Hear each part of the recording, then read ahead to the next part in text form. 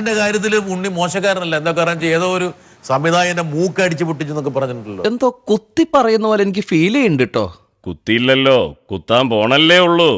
ഞാനും മേജറും തമ്മിലൊരു മേജർ രവിയും തമ്മില് അവമാനിക്കരുത്. ഞാൻ നല്ലൊരു കുടുംബത്തിൽ പറഞ്ഞവനാണ്. നീ നല്ല കുടുംബത്തിൽ പറഞ്ഞു, ഞാൻ പിന്നെ മറ്റേ കുടുംബത്തിൽ പറഞ്ഞാണല്ലോ. ദിസ് ഹാപ്പൻ ലൈക്ക് ഇപ്പൊ ഇത് സംഭവിച്ചിട്ട് ഒരു 3-4 വർഷങ്ങളായി കാണും. അയ്യോ ഓർമ്മിപ്പിക്കല്ലേ പൊന്നെ. അതൊന്നും സാരമില്ല, ഇവന് ഇതൊക്കെ പറയുവാ. ഓഹോ, അപ്പൊ ഇവനൊരു പാൻ ഇന്ത്യൻ അലവലാതിയാണല്ലേ. ഞാൻ ഭയങ്കര ഇമോഷണൽ ആണ്, മേജർ ഭയങ്കര ഇമോഷണൽ ആണ്. ആ ചെക്കനെ ഒന്ന് കൊടുത്തിട്ടേ.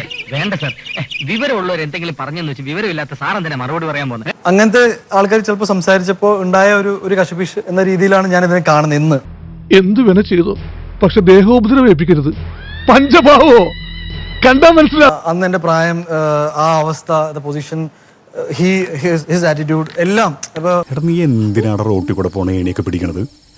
നാട്ടുകാരെ കൊണ്ട് പറയിപ്പിക്കാൻ വേണ്ടിട്ട്. ഞാനും മേജറും ഏകദേശം ഒരേപോലെ ആണെന്ന് പറയാൻ പറ്റില്ല. ബട്ട് വി ആർ ഷോർട്ട് ഒരു ടെമ്പറമെന്റ് ആൾക്കാർ. അങ്ങനത്തെ ആൾക്കാർ ഏറ്റവും സംസാരിച്ച് വന്നപ്പോൾ ഒരു പോയിന്റ് കഴിഞ്ഞപ്പോൾ എനിക്കിത് എങ്ങനെ ഹാൻഡിൽ ചെയ്യുന്നു ആ പ്രായത്തിൽ എനിക്ക് മനസ്സിലായില്ല.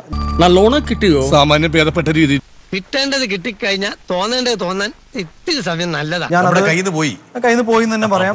എന്റെ കരണം പൊട്ടി ശബ്ദം കേട്ടത് ഞാനൊരു ചെണ്ടയാണെന്നാ ഇവിടെ ഉള്ളൊരു വിചാരം.